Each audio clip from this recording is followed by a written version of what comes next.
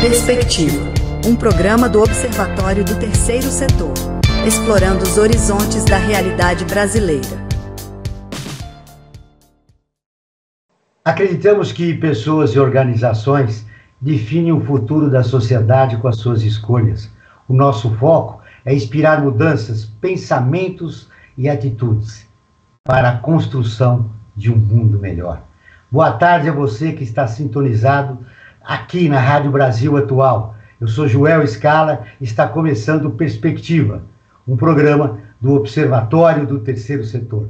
O tema de hoje são os impactos da filantropia na sociedade brasileira, com Cristiane Sultani e Rodrigo Pimponzi. A Cristiane Sultani é fundadora e presidente do Conselho de Administração do Instituto do Instituto Beja. Olá, Cristiane, seja muito bem-vindo ao nosso programa. Bom dia, Joel, obrigado. Prazer. Rodrigo Pimponzi é fundador e presidente do Instituto ACP. Olá, Rodrigo, seja muito bem-vindo ao nosso programa. Valeu, Joel, obrigado aí pelo convite. No Perspectiva de hoje, além da entrevista, teremos a coluna Desafios do Terceiro Setor, com a Luísa Serpa, fundadora e diretora executiva do Instituto FI. Também uma reportagem direto de Nova York, da ONU News, que é parceira de conteúdo do Observatório do Terceiro Setor. E, claro, para dar uma descontraída, o nosso momento musical. O Instituto Beja é uma organização social que promove o impacto positivo no campo da filantropia, fomentando a inovação, a colaboração, a eficácia e o engajamento da sociedade civil. Cris, conta um pouco dessa experiência do Instituto Beja. O Instituto Beja foi criado no final de 2021 e por essa jornada, enfim, ainda que curta, de 3 anos, a gente entendeu que o campo da filantropia no Brasil precisa ser incrementado, inovado, ter um pouco mais de sofisticação e buscar mais um olhar sistêmico para soluções dos problemas em escala. Então, a gente busca mapear quais são as eventuais deficiências que o sistema apresenta e procura promover em colaboração junto com outros filântropos, assim como com o Rodrigo aqui, conversas e também ações em conjunto, em colaboração, somando as forças para que a gente possa acelerar o combate às desigualdades. O Instituto ACP é uma organização de investimento social, foi criada em 2019, com o propósito de contribuir para o fortalecimento da governança e gestão das organizações da sociedade civil aqui no nosso país. Rodrigo, quais são os desafios do Instituto ACP no momento? Muito legal, Joel. Acho que eu vou muito na linha do que a Cris trouxe, né? A gente também, quando criou o nosso Instituto Familiar, para quem não sabe, a ACP são as iniciais do meu pai, Antônio Carlos Pimponzi, a gente criou muito com a intenção de realmente entender como a gente poderia trabalhar de uma forma que pudesse absorver mais risco e pudesse chamar a atenção, né, para o setor, para o ecossistema da filantropia sobre o que realmente parecia ser importante para as organizações da sociedade civil. Então, a gente abraçou esse lugar do desenvolvimento institucional, né, que, para quem não sabe, é um recurso super escasso para as organizações, né, conseguir ter acesso a esse tipo de recurso mais flexível, mais livre, né, que você pode aplicar no seu próprio desenvolvimento como organização e não necessariamente em projetos, fins, né, não necessariamente na ponta. E isso, na verdade, já são 5 anos, né, a gente começou como organização financiadora, a gente ainda é uma organização financiadora, esse é o nosso principal DNA, mas a gente foi percebendo com o tempo que havia muitos desafios, né, ao lado disso. Acho que o primeiro deles toda a questão de como produzir e disseminar conhecimento sobre esse tema, né? Uma coisa que chamou muito a atenção para a gente é como as organizações eram muito pouco preparadas para olhar para os seus planos de desenvolvimento institucional. Então a gente começou a trabalhar muito nessa frente de produção de conhecimento, de conteúdo, e uma segunda frente que é justamente como a gente influencia outros filantropos, outras organizações a investirem com esse olhar, né? Então aí vem uma caixinha importante de como realmente influenciar o campo, influenciar outros investidores sociais para que olhem essa agenda do desenvolvimento institucional. Eu diria que a gente está hoje muito focado nesses 3 eixos, né? O financiamento, o conhecimento e essa influência sobre outros investidores no campo. E esse trabalho que vocês realizam, o Observatório percebeu que também era necessário incentivar a comunicação dessas pequenas e médias organizações e também um olhar sobre a gestão que vocês já estão tendo. Então, o Observatório criou um projeto, A Voz das ONGs, que é um espaço democrático e tem o objetivo de dar visibilidade a pequenas e médias organizações do terceiro setor, facilitando a divulgação dos seus projetos, né? A principal preocupação era que essas pequenas não tinham acesso, né? E o Observatório, já depois de mais de 10 anos de atuando no terceiro setor, percebeu isso. Então, você que é de pequena e média organização, quer contar um pouco do seu trabalho, quer dar mais transparência aos seus projetos, é só você participar acessando o nosso portal, observatório3setor.org.br.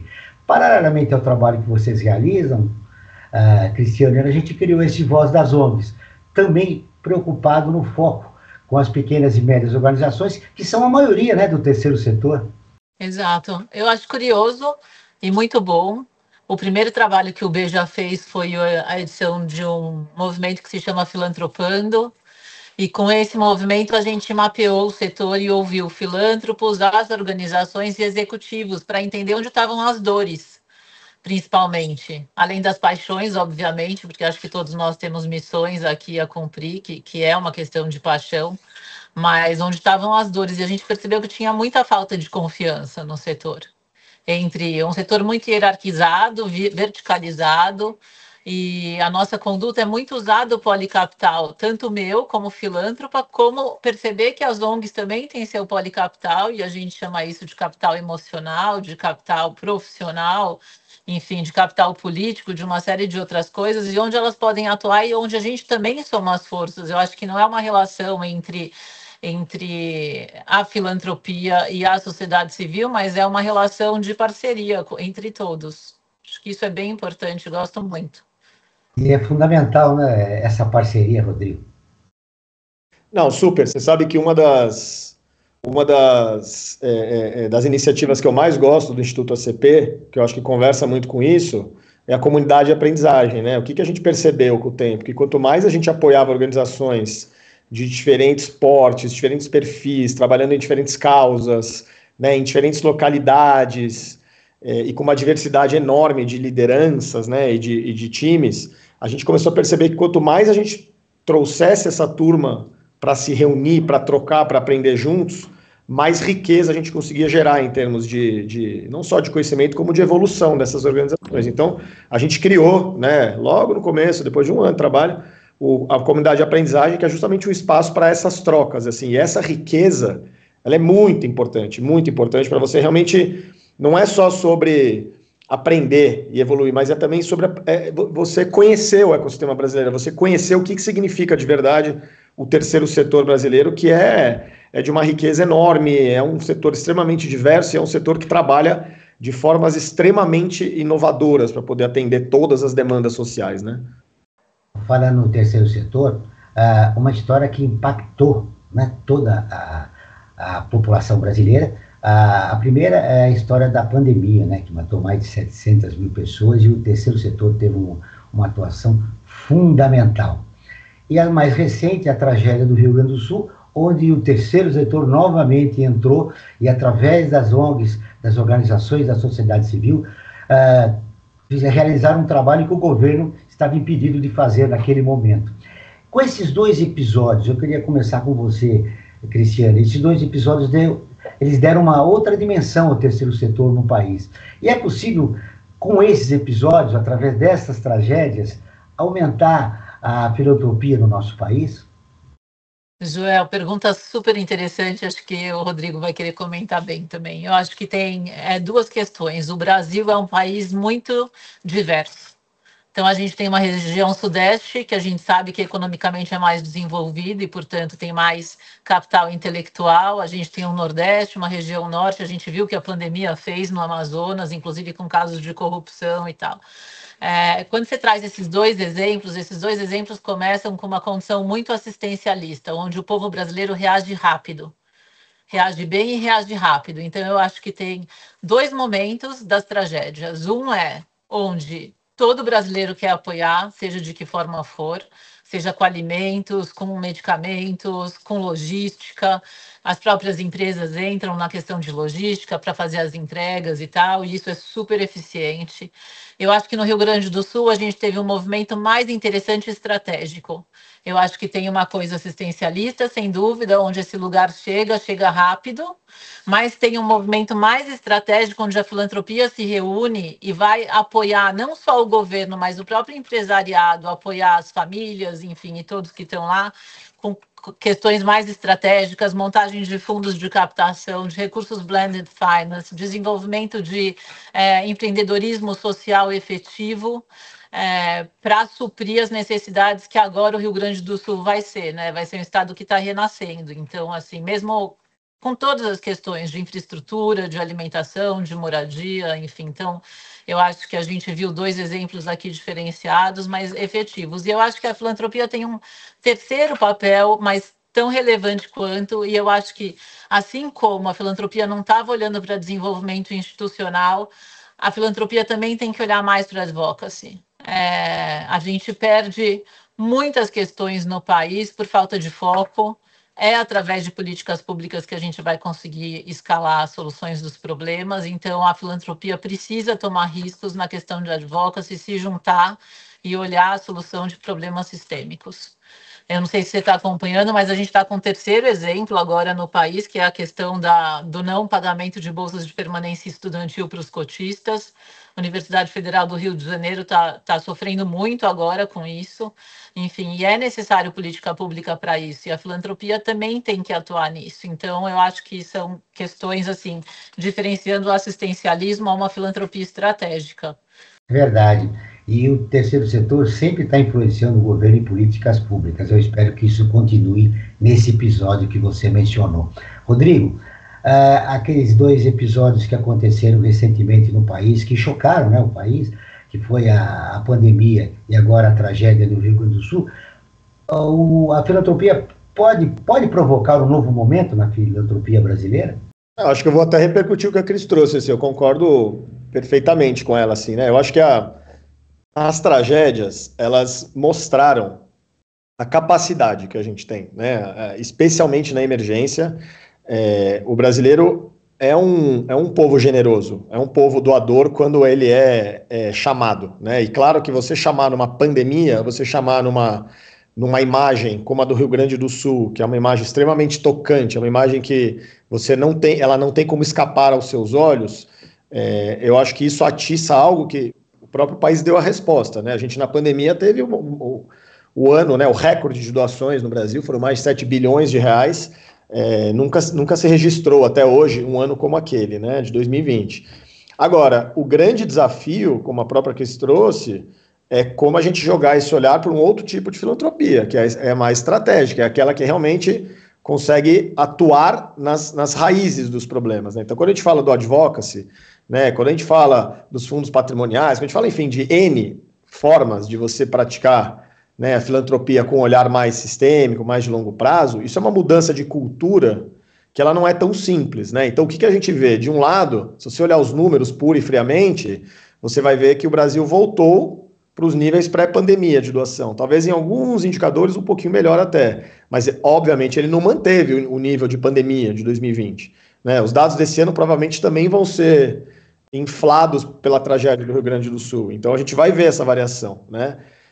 Culturalmente, a gente, por mais que a gente não veja no número de evolução, culturalmente as conversas elas passaram a acontecer em fóruns muito mais maduros, eu diria assim. Então, se fala muito mais sobre esse tipo de filantropia, se busca muito mais integração, né, entre a filantropia que integra ali as organizações sociais, as empresas, o governo, né, a gente consegue ver as empresas participando mais também, a gente consegue ver um número de famílias crescente ali, né, para se tornarem mais engajadas. Então, eu acho que a gente tem indicadores que mostram que culturalmente a gente pode evoluir, né, que a conversa está acontecendo, mas ela é, na minha opinião, está num estágio inicial, né? A gente tem vozes como a Cris e tantas outras que estão puxando isso no país, mas a gente está ali num caminho de evolução para aproveitar os legados, né, que essas tragédias trazem para a filantropia. E sem esquecer que, infelizmente, novas tragédias vão continuar acontecendo. sejam elas ambientais, sociais, e o Brasil vai ter que continuar dando essa resposta, né? E assim, a boa notícia é que a gente dá. O Rio Grande do Sul foi talvez um dos maiores, se não o maior capítulo de mobilização de doações da história do Brasil, né? Então, acho que é um desafio equilibrar as duas caixinhas. Você colocou um aspecto importante, né? O número de doações que aconteceram na pandemia e até mesmo na tragédia do Sul não continuaram, falta aí um caldo cultural no país, né? Mas serviram para chamar atenção, né, para o terceiro setor e a sua importância. A Cris mencionou uma coisa que eu gostaria também de destacar, que é, durante as tragédias, a gente deu um passo para trás e teve o assistencialismo aí como um fator que já está sendo ultrapassado no terceiro setor, né? Hoje a gente fala em profissionalização do terceiro setor, mas aquilo foi importante para o momento, e a gente espera que as novas tragédias tenham uma resposta mais adequada com novos doadores, né? Bom, chegou a hora do destaque da semana. Vamos conferir quais foram as principais matérias no site do Observatório. Diretamente da redação, o Lucas Neves traz as informações. Olá, eu sou o Lucas, jornalista aqui do Observatório do Terceiro Setor, e agora eu vou contar para vocês alguns dos principais destaques do nosso site nesta última semana. Instituto Superação une educação e esporte para transformar a vida de jovens. ONG esclarece dúvidas e especulações sobre as queimadas no Pantanal. Exposição da FAPESP mostra como algumas startups estão moldando soluções para a sociedade. O webinar organizado pelo Instituto FI e pela Rede Como A debate o papel da filantropia na promoção de justiça social. Estes foram alguns dos principais destaques do nosso site na última semana. Você pode conferir essas e outras matérias na íntegra acessando o site observatório3setor.org.br. Lembrando que o 3 é sempre em numeral. Até a próxima semana. Obrigado, Lucas. Você volta na próxima semana com mais informações do site do Observatório do Terceiro Setor. Agora nós vamos ouvir a Rádio ONU, parceira de conteúdo do Observatório do Terceiro Setor, com a reportagem. A ONU coordena a resposta humanitária para 245 milhões de pessoas em 74 países. Mayra Lopes, de Nova York, tem as informações. Notícias do mundo com a ONU News. Em uma época marcada por crises globais crescentes, as Nações Unidas dizem permanecer firmes em sua determinação de promover a paz, o desenvolvimento sustentável e aliviar o sofrimento humano. Os desafios atuais vão desde o aumento da pobreza até o agravamento da emergência climática. No relatório anual sobre o trabalho da organização, divulgado antes da sessão de alto nível da 79ª Assembleia Geral, o secretário-geral Antônio Guterres enfatizou os esforços contínuos para enfrentar essas questões urgentes. O líder da ONU destacou a resiliência dos trabalhadores da ONU e o empenho em levar esperança e ajuda aos necessitados, apesar de operarem em circunstâncias difíceis. Na abertura do documento, ele afirma estar orgulhoso dos funcionários das Nações Unidas que estão cumprindo seus mandatos em um mundo fragmentado e, às vezes, perigoso. Segundo Guterres, em 2023, com parceiros de campo, a ONU coordenou planos de resposta humanitária para 240 milhões de pessoas em 74 países e forneceu assistência e proteção essencial a quase 160 milhões em necessidade urgente. O relatório diz que a ONU também mobilizou um recorde de 22,7 bilhões de dólares em ajuda humanitária de doadores em todo o mundo, possibilitando programas que salvam vidas no Afeganistão, Sudão, Iêmen e no território palestino ocupado. Outras regiões que beneficiaram de apoio foram afetadas por desastres naturais, como terremotos na Síria e na Turquia, inundações na Líbia, no Malawi e em Moçambique. Da ONU News em Nova York, Mayra Lopes.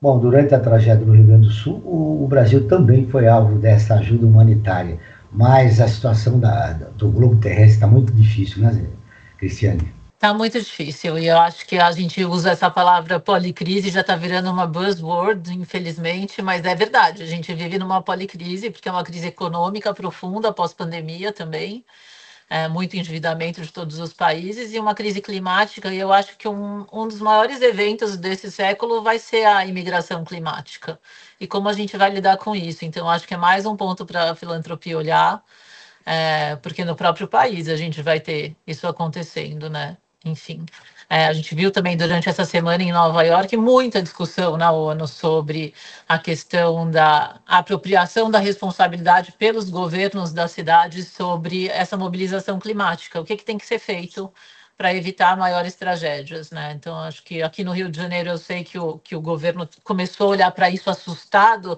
com a fala do Guterres, falando que, enfim, que o nível do mar está subindo mais rápido e que o Rio de Janeiro é um foco. Mas eu confesso que eu tenho que ficar mais a par disso, para ver, enfim, qual vai ser essa mobilização. A notícia não é boa, Rodrigo, mas estimula, né, nós que temos paixão pelo social, realizar aqui um trabalho no Brasil. Lembrando que o Brasil estava no mapa da fome em 2014, saiu do mapa da fome, voltou em 2018, e agora relatórios devem mostrar que nós devemos sair, apesar do que aconteceu no Sul e durante a pandemia. Eu gostaria de não ter que ter esse estímulo, na verdade, porque, no fundo, é tudo muito triste, né? Como a gente observa as lideranças políticas, né? E os países, de uma forma geral, completamente acomodados com a questão. A questão do meio ambiente é isso. Eu tenho certeza que há 20 anos na ONU em Nova York eles falavam as mesmas coisas. Eu fiquei, semana passada, eu não lembro o nome do professor, ele deu uma palestra, ele foi mostrar os dados, né, da evolução terrível do clima no mundo, e ele falou, há 30 anos eu disse que ia acontecer isso daqui a 30 anos, e ele mostrou, o que ele mostrou era exatamente o que estava acontecendo. E ele falou, eu vou contar agora o que vai acontecer nos próximos 30 anos, e basicamente é uma tragédia ainda maior, assim. Então, no fundo é muito triste que a gente tenha, né, que ter esse tipo de estímulo, porque realmente isso passa por uma inércia, uma ignorância tão grande, né, da sociedade, da classe política de uma forma geral, de realmente fechar os olhos aos interesses coletivos e olhar muito mais para os individuais, assim. O que a gente está vendo acontecer com mudanças climáticas e o que a gente vê acontecer com a crescente desigualdade social no país é uma tragédia anunciada já há muito tempo, né, e isso só aumenta a angústia e a urgência de quem trabalha no setor social. Essa que é a verdade, no setor social, ambiental, mas é o que a gente fala, tem que ter resiliência.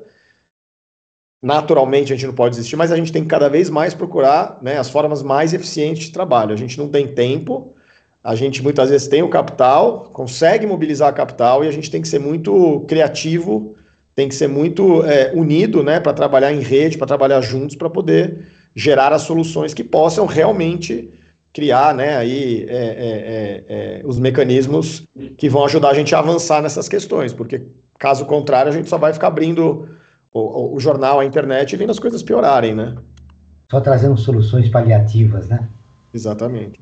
A filantropia no Brasil, ela tem um grande desafio de comunicação. Ao contrário de alguns países, as doações aqui não são divulgadas, ou pelo menos boa parte delas. Isso pode dificultar o aumento e o avanço da filantropia no Brasil, Cristiane? Eu acho que a gente vem trabalhando nessa pauta também. Acho que tinha uma questão muito católica, muito religiosa nessa questão de não comentar sobre as suas doações, né? E o Brasil, isso evoluiu tanto católica como de segurança também, né? É um país inseguro, aconteciam raptos, enfim, a gente não pode sair na rua, enfim, usando carros e outros bens materiais. Então, eu acho que isso está mudando. Eu acho que o Rodrigo e eu somos exemplos aqui de que falam quanto doam, inclusive. Os relatórios de atividade são super transparentes, que eu acho que tem que ter uma profissionalização do setor e sair esse tabu. Enfim, é importante falar para influenciar novos, não por uma questão de pertencer a um círculo social, porque eu nem faço parte, enfim, de círculos sociais, para falar bem a verdade. Mas eu acho que é muito pela questão de ver onde o capital pode ser aplicado da melhor forma, né? Só complementando, porque eu acho que a filantropia, né, a filantropia velha, né, a maneira como ela surgiu, ela tinha coisa do mito do herói, né? Então, assim, nossa, eu sou um filantropo, eu ajudo tanta gente que eu sou um herói. E aí quem falava, muitas vezes, falava nesse tom. E aí, naturalmente, isso também ia para um outro lugar, que né, fica uma coisa muito egocêntrica, fica uma coisa meio... E aí as pessoas foram criando algum tipo, né, acho que somado ao que a Cris traz, que eu concordo plenamente, a questão da segurança, a questão de você, né, tomar um cuidado com o tom que você fala, porque muitas vezes acontece isso, nossa, você tá doando tanto, as pessoas vão me pedir, meu Deus, o que eu vou falar? Eu vou ser muito assediado, ou vão achar que eu sou muito rico, eu vou ser assaltado, eu vou ser sequestrado. Eu acho que somando a isso, tem um constrangimento, né, que a velha filantropia trouxe, né, dessa coisa do herói, de você realmente falar, putz, eu não quero esse lugar, não quero esse holofote. E o que a gente está percebendo é que nesse novo contexto da filantropia, tudo isso que a gente está conversando aqui, o falar é muito positivo e tem um tom certo para falar sobre isso. A gente fala muito através dos nossos institutos, das nossas fundações, né? A gente fala muito através das nossas realizações, no sentido do que elas estão promovendo para a sociedade, não no sentido de responsabilidade ou protagonismo que a gente tem. Eu falo muito isso no IACP. A gente não tem que ser protagonista de nada. A gente tem que trabalhar junto com os outros, não importa o protagonismo, a gente tem que prover soluções. Então, eu acho que a comunicação, o falar, tem um tom certo hoje que tem que ser aplicado e que tem grandes benefícios para o setor filantrópico. Quem nos ouve fala assim, bom, qual é o tom certo, Rodrigo? Porque na primeira fase do teu argumento, eu me lembro do caso do professor da USP, recentemente agora. Ele Sim. doou um imóvel que ele recebeu da família, e aí a imprensa e as pessoas, enfim, correram, né, para ele, olha, se você deu isso, pode doar aquilo e tal, criou um grande problema, que depois ele deu uma entrevista, ele fez um desabafo, olha, eu fiz aquilo porque eu gostava da universidade, minha vida foi aqui dentro e eu fiz essa doação. Eu acho que é necessário uma mudança cultural, mas como fazê-la, né? Essa é a grande pergunta Sim. de $1 milhão, Cris. É interessante você mencionar o professor Stélio.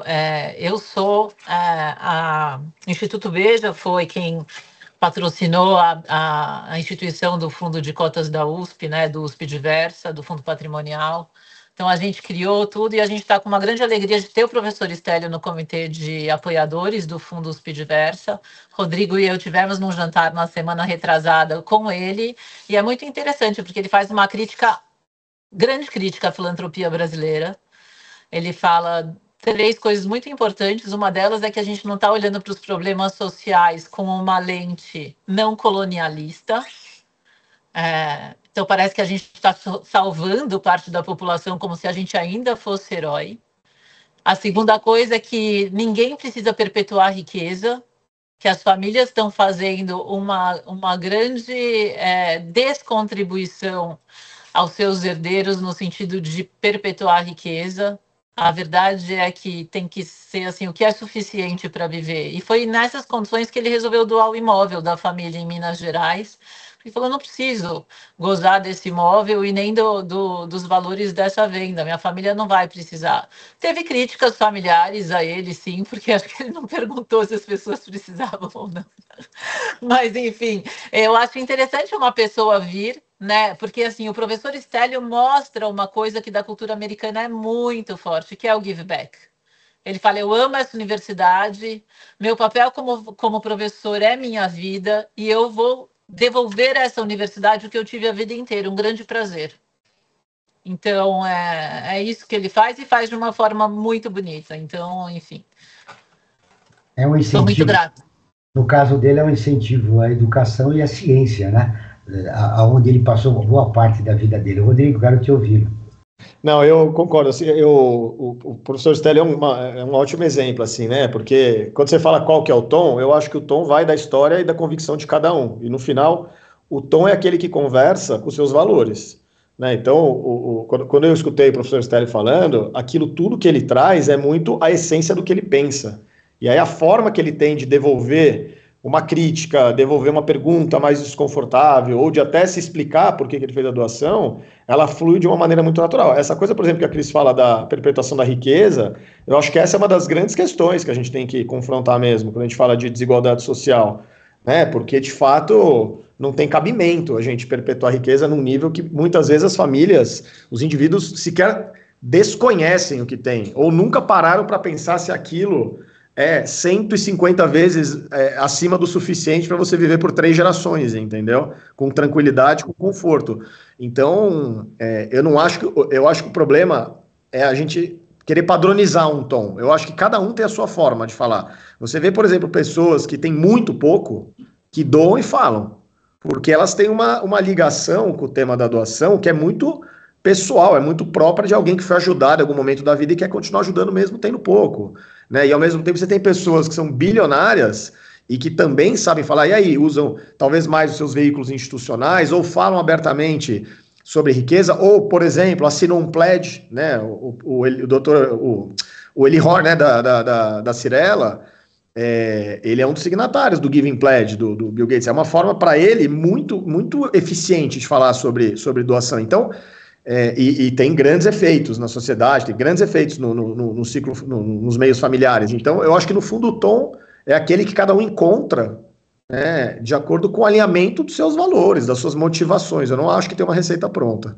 Essa questão não é uma receita pronta. Você citou aqui o dono da Cirela, ele pretende doar 60%, né, da sua fortuna. Para fechar o bloco, rapidamente eu queria te ouvir, Cristiane. 60% em vida da doação dele. Em vida, Vida, antes de morrer. Então, o Rodrigo colocou que existem várias visões, né? A gente sabe, você colocou muito bem, que a origem de tudo isso é religiosa, né? Olha, tal. E às vezes, boa parte da elite econômica brasileira acaba também se retraindo. Qual seria a saída para a gente desenvolver a filantropia no Brasil, como o país precisa, por exemplo, para combater as nossas desigualdades? Eu vou dar os meus 2 centos aqui, mas eu adoraria ter uma resposta efetiva, pronta, assim. Eu acho que, como a missão do Beja né, incrementar e fomentar a filantropia, a gente vem estudando várias formas. Eu acho que a gente tem que aproveitar o nosso poder de convocatória de outros filântropos e outras pessoas que têm patrimônio, enfim, para se juntar e ter um consenso sobre o que é colaboração, né? Meus 2 primeiros anos de Instituto Beja foram muito frustrados, porque eu buscava fazer uma filantropia colaborativa e quando eu achava que eu estava colaborando, a colaboração era só financeira. Só saíam recursos dos bolsos para se juntarem ali para alguém que tinha, enfim, uma questão para resolver. E eu acho que não, eu acho que hoje, nesse setor, a gente precisa co-criar e ter muita escuta do setor para entender, assim, já tem organizações que têm, assim, soluções prontas, basta uma criatividade, uma inovação, uma questão tecnológica para colocar isso para funcionar. Então, a gente tem os recursos, tem a capacidade, eu acho que os filântropos têm que entender que o capital da filantropia é um capital de risco, ele tem que estar a serviço da sociedade para inovação e para investimento em outros questões que ainda não se acoplam ao universo brasileiro, olhar muito para o que está acontecendo, assim, e ser protagonista como setor. Ser protagonista como setor, a gente tem uma grande responsabilidade no Sul Global. O Brasil é um país de ponta para o Sul Global, assim como é a Índia, e a Índia está passos-luz da nossa frente com inovações tecnológicas para o terceiro setor e para soluções combate à desigualdade. Então, eu acho que esse é o nosso papel, é protagonizar no sentido da colaboração, entender que é capital de risco e fazer as coisas de uma forma conjunta. Eu acho que a gente tem grandes chances, assim, de vencer. Tem um amigo que diz que é muito tarde para ser pessimista, então acho que a minha construção é na esperança. Hoje, vamos, na coluna Desafios do Terceiro Setor, nós vamos contar com a participação da Luísa Serpa, fundadora e diretora executiva do Instituto FI. Ela vai falar sobre como é possível avaliar os resultados da filantropia no nosso país. Desafios do terceiro setor.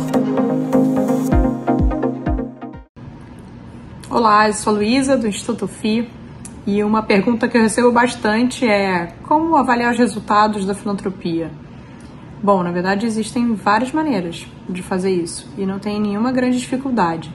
Primeiro, quando você escolhe um projeto para doar, né, para apoiar, você precisa entender qual é o desafio que ele se propõe a solucionar, né, em que comunidade ele está inserido, qual é esse contexto todo, toda a complexidade disso, e a partir daí entender de que maneira que ele pretende, de fato, colaborar para a melhoria da vida das pessoas, né, que estão envolvidas no projeto. Então, aqui no FI, a gente cria objetivos claros, a gente cria indicadores para a gente acompanhar.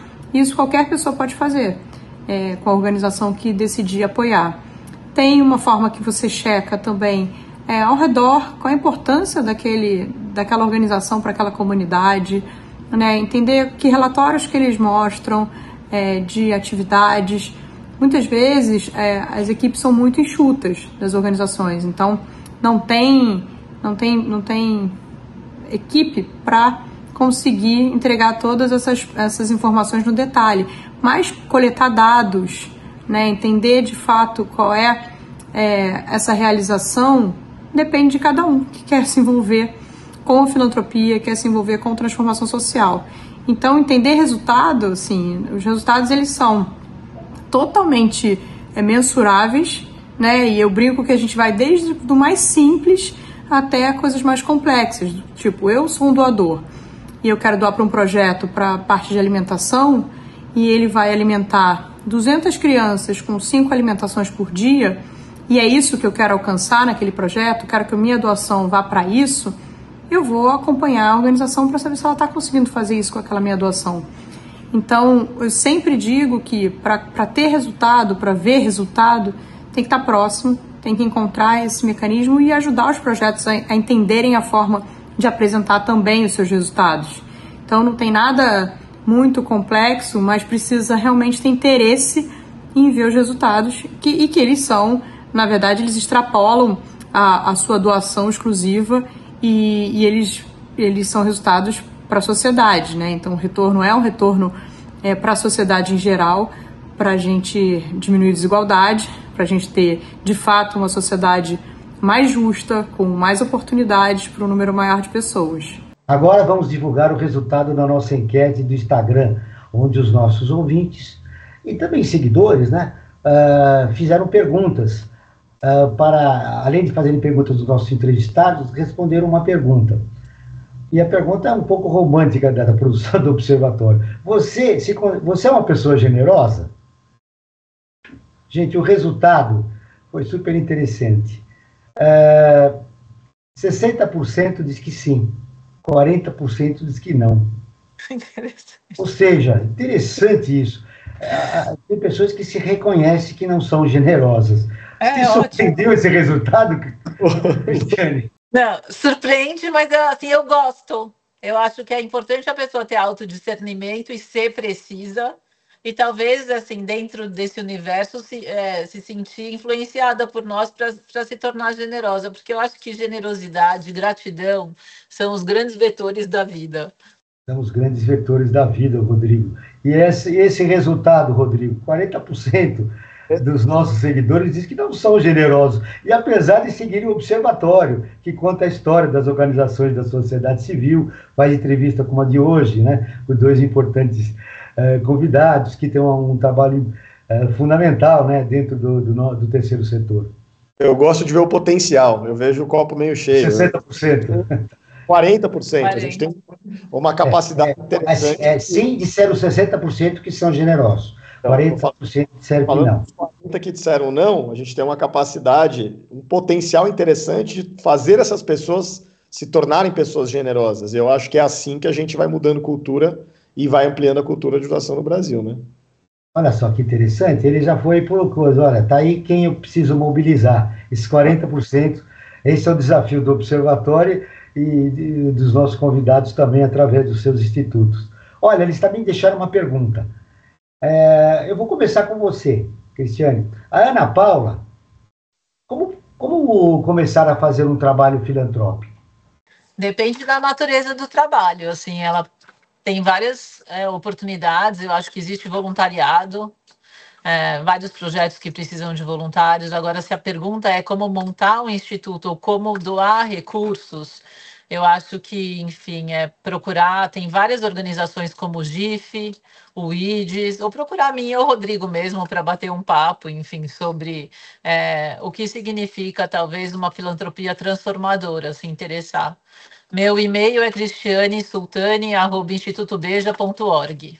Então, se alguém quiser mandar uma pergunta, estou à disposição. Tá aí, Ana Paula. Olha, você pensou que é uma resposta, a gente já veio com um desafio. Ela já deu o endereço eletrônico dela para conversar com você a respeito das suas dúvidas de como fazer um trabalho filantrópico. Para você, Rodrigo, o Gustavo Guedes, É possível fazer, ele colocou serviço filantrópico com pouco recurso financeiro? Com certeza. Eu acho que assim, primeiro vale dizer que filantropia não é só dinheiro. Acho que isso é super importante como conceito. A gente tem muitas formas, né, de fazer o bem, a gente tem muitas formas através, por exemplo, do você prestar trabalho voluntário, você apoiar, exatamente, apoiar uma organização, uma pessoa, um indivíduo com o teu conhecimento, com o teu capital social, né, de uma forma geral, conectando com uma pessoa legal, com o teu capital político, com o teu poder de influência, enfim. Então, é possível a gente prestar, enfim, serviços filantrópicos sem nenhum tipo de recurso financeiro. E mesmo com pouco, a gente olha, né, hoje, por exemplo, no Brasil, proporcionalmente, quem mais doa é a classe média, é a classe que tem menos, não é a classe que tem mais, né? E a gente percebe que a doação, de uma forma geral, ela não depende, né, também dos grandes volumes financeiros. Claro que esses podem mover ponteiro, esses são aqueles que podem tomar mais risco e que podem apresentar resultados mais rápidos, mas a doação ela vale para qualquer bolso, né? Se você pegar hoje o top 10 dos países mais generosos do mundo, no ranking do World Giving Index, que é um ranking feito pela CAF, você tem 3 países africanos, né? Inclusive um deles, acho que o Gabão, se não me engano, que é um dos países mais pobres do mundo, né? Então, doação, filantropia, generosidade não tem necessariamente a ver com grandes valores, né? Eu acho que a gente pode ser criativo e pode fazer diferença com muito ou com pouco. Antes de eu chamar o intervalo, eu quero continuar com você. Você falou, olha, quem doa mais é a classe média. Uhum. E a gente imaginaria que quem tem mais, né? Como é que você explica essa contradição no nosso país? E aí vale dizer, né, como eu coloquei, proporcionalmente, né? Não em termos absolutos, mas eu acho que isso tem muito a ver com mobilização, né? E tem muito a ver com as pessoas, né, a classe média, as pessoas, enfim, que proporcionalmente doam mais, como eu falei, são as pessoas que têm muito mais contato com a realidade, são as pessoas que olham muito mais o problema acontecendo, são pessoas que muitas vezes vivenciam muito mais os problemas, né? Ao contrário, muitas vezes, de uma elite econômica que está muito mais distante do problema e que precisa, às vezes, de um gatilho, precisa, né, de alguma coisa para acordar, né? Então, eu acho que a explicação para mim vem muito deste lugar, né, e naturalmente de um olhar de realmente um país que tem uma massa, né, de concentração de riqueza muito ímpar, né? Você tem muito nas mãos de poucos, né? E isso naturalmente cria aí uma fotografia desse problema, né? Cris, quer completar? Eu acho também que tem muito a ver com essa medição da caridade, do assistencialismo. Eu acho que a classe média é a primeira que responde às tragédias e as necessidades, e as doações de quem tinha, enfim, e a questão da fome, questão da pobreza menstrual, a questão da higiene, doam os kits. Então, enfim, é a classe média, e justamente pelo que o Rodrigo colocou, que na verdade, tão fora da bolha, eles têm o contato imediato com essa questão. Então, é mais fácil reagir, porque tem uma escuta pelos olhos, tá vendo, sabe? Interessante. Eu vou fechar nossa enquete. Participe dela, viu? É só ficar atento à caixinha de perguntas do Instagram. E maiores informações, você acesse observatório3setor.org.br ou siga nas redes sociais. Observatório 3 Setor, e o 3 é sempre em numeral. Rodrigo, você falou do ranking, você citou um ranking. O Brasil ocupa a 86ª posição no ranking de generosidade global de 2024. Realizado pela Fundação de Auxílio às Caridades do Reino Unido, que essa fundação também atua nos Estados Unidos e no Canadá. Como nós podemos melhorar essa posição nesse ranking mundial? Tem uma coisa que eu acho que é importante, né? O Brasil, ele oscila, né? Ele já teve ali na posição 50, 70, 80, 120, enfim, ele está sempre ali nesses intervalos intermediários, né?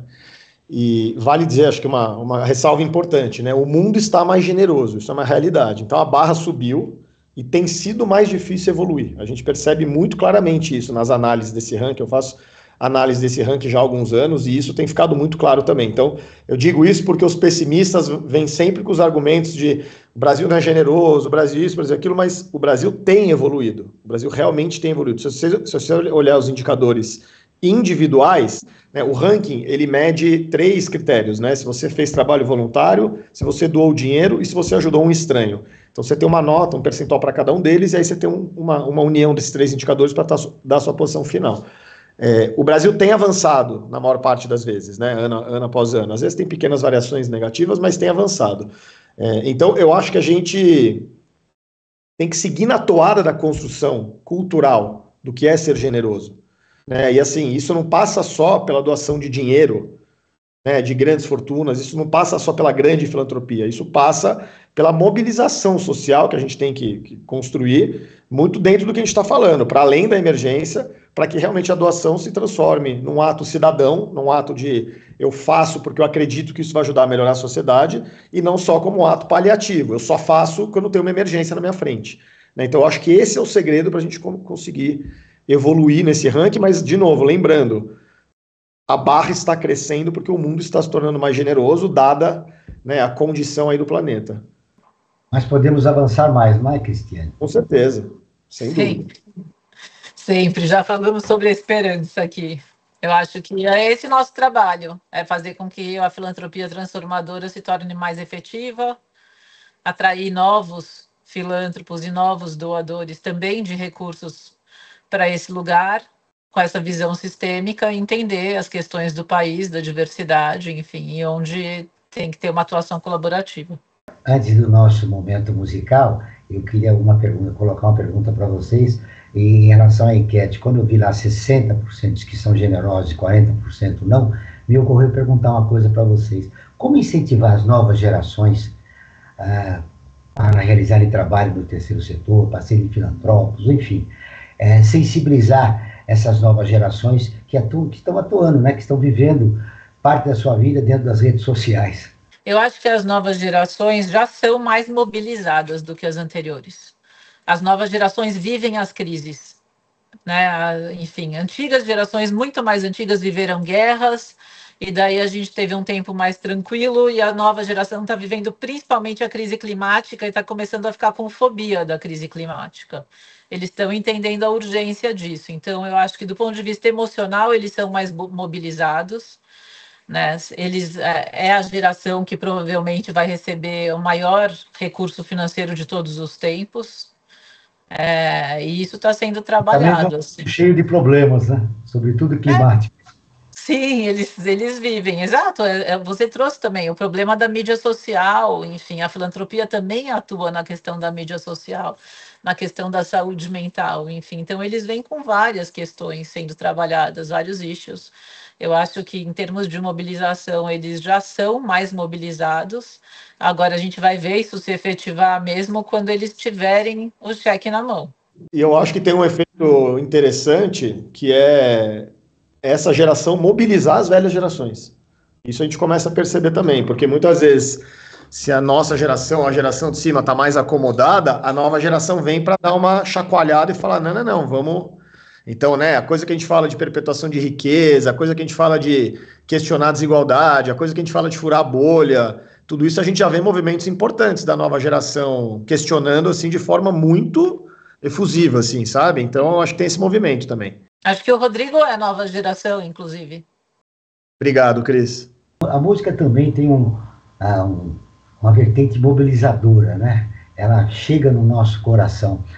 Na pergunta nossa lá na enquete de hoje sobre a generosidade, você ouvindo uma música dessa, é impossível você ficar impassível, né? Alguma coisa que toca, né? Curiosamente, assisti uma entrevista do Sting ontem falando isso, que a música é uma ponte. Cada estrofe vai levando você para um lugar. Tipo, sofri com a perda da minha namorada, mas sabe, afinal, daí eu fui num lugar, e daí eu recebi uma mensagem, e daí tal, e a música, assim como a leitura, permitam que a gente use da nossa criatividade para chegar em outros lugares, né? Eu sou muito fã de música e de literatura, enfim, então eu aproveito desses momentos para a construção, sem dúvida. A música pode ser um detalhe mobilizador, né, para as pessoas ingressarem no terceiro setor, seja através de doação, seja através do voluntariado, como o próprio Rodrigo citou. A gente teve a entrevista da Marisa Monte aí no Jornal Valor, a semana passada também, falando como a além de ser doutora honoris causa, agora ela também é uma filântropa. Enfim, como ela pratica isso por meio da música. Muito legal. E o Rodrigo está fazendo um trabalho, acho que ele pode comentar mais aí sobre isso. Eu estava aqui querendo falar sobre isso, porque uma das frentes que eu trabalho também, né, é o Instituto MOL, que é um instituto criado dentro da MOL, que é um negócio de impacto social que eu criei há muitos anos atrás. O Instituto MOL trabalha justamente para usar a força da comunicação para mobilizar uma sociedade mais doadora. E a gente acredita muito, né, na música, na cultura, como vetores realmente de influência, né? Então a gente está conduzindo um estudo muito legal que vai mostrar exatamente isso, né? Vai mostrar aí caminhos, né, que a música especialmente tem para ser uma grande mobilizadora da cultura de doação no Brasil. Esse estudo vai ser lançado em janeiro. É um estudo assim bem potente, feito pela Talk, que é uma super agência aí de tendências. A gente está bem animado. A gente acabou de lançar um estudo semelhante sobre esportes, né? Está inclusive disponível lá no site do Instituto MOL, que é institutomol.org.br, e vamos em janeiro lançar um sobre música. Eu acredito muito, né, no poder que esses grandes agentes da cultura têm, né, o esporte, o futebol, a música, né, a arte de uma forma geral, que esses espaços têm para realmente promover mudança de comportamento, promover influência na maneira como a gente olha a doação. Então, fico super entusiasmado com essa conversa também. Rodrigo, olha, a gente nem sonhava, estamos em 2017, né, já há alguns anos, e o Observatório resolveu lançar uma campanha, e nós percebemos que aquela intolerância, aquele mal-estar na sociedade brasileira, precisava de algumas iniciativas. Uma delas a gente criou dentro do Observatório, que era uma matéria inspiradora. As pessoas estavam cansadas de notícias ruins, e a gente tem uma matéria sempre dentro do Observatório, contando um pouco da história para mobilizar as pessoas. E nesta campanha, a gente utilizou, você falou do esporte, utilizou o jogador Raí, né? Uhum. Fizemos com o Raí, contra a intolerância, e com o Wellington Nogueira, que criou o Doutores da Alegria.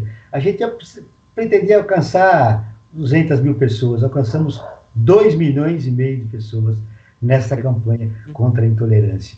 Eu acredito muito no que você falou, a música, o esporte, como agentes mobilizadores, né, para sensibilizar a sociedade brasileira a respeito da realidade, que talvez ela não conheça, como mostrou a pandemia. Muita gente falou, eu estou doando, amigos meus, eu estou doando, mas eu não sabia que a situação estava tão ruim no país.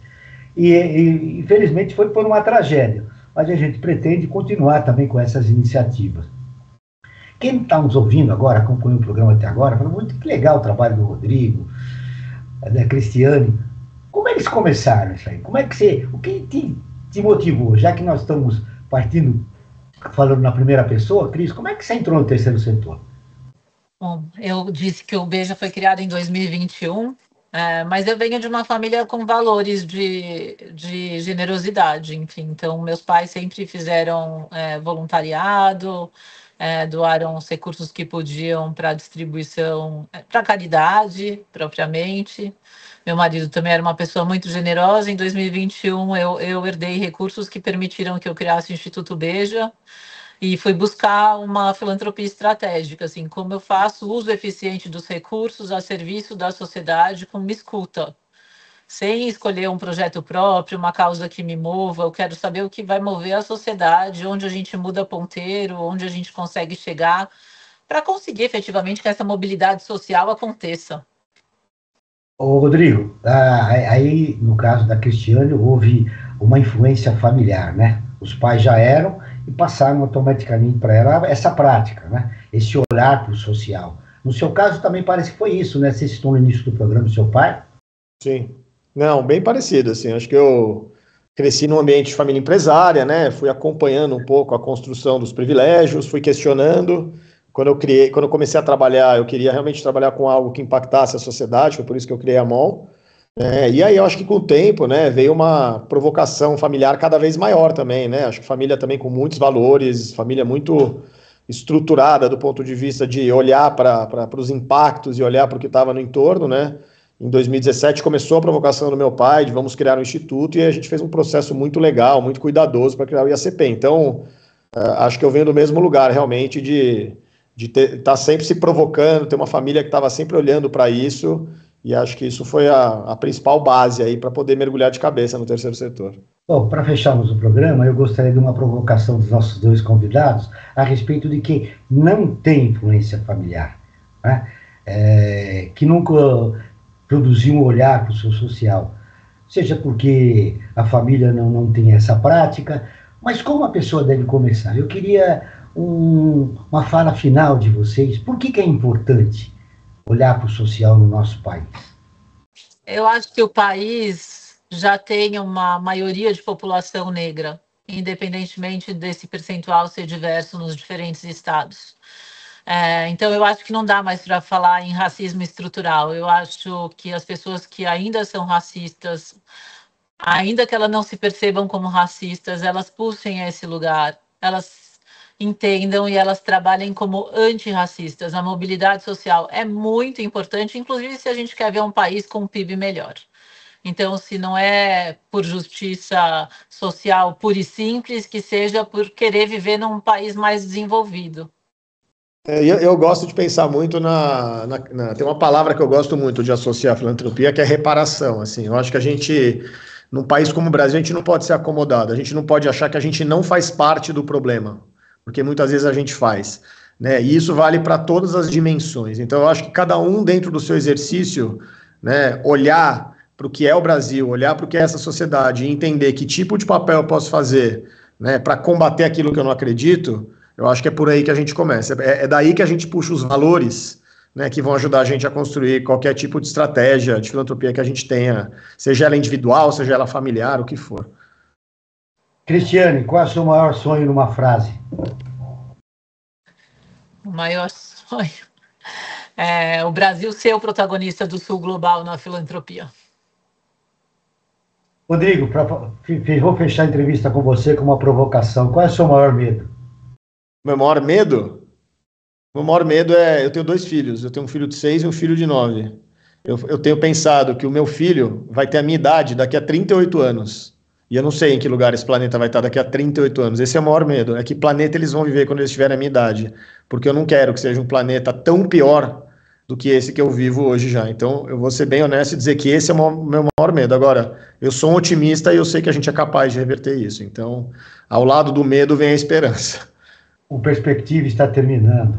Voltaremos na semana que vem. Eu agradeço a participação de Cristiane Sultani, fundador e presidente do Conselho de Administração do Instituto Beja. Rodrigo Pimpozzi, fundador e presidente do Instituto ACP. O Perspectiva é um programa do Observatório do Terceiro Setor. Na próxima quinta-feira, às 16 horas, acompanhe nosso programa Brasil ODS. Na pauta do programa, mudanças climáticas no meio ambiente. E ficamos por aqui, sempre na luta por uma sociedade mais justa, solidária, tolerante e sustentável. Até o próximo programa. Perspectiva, um programa do Observatório do Terceiro Setor, explorando os horizontes da realidade brasileira.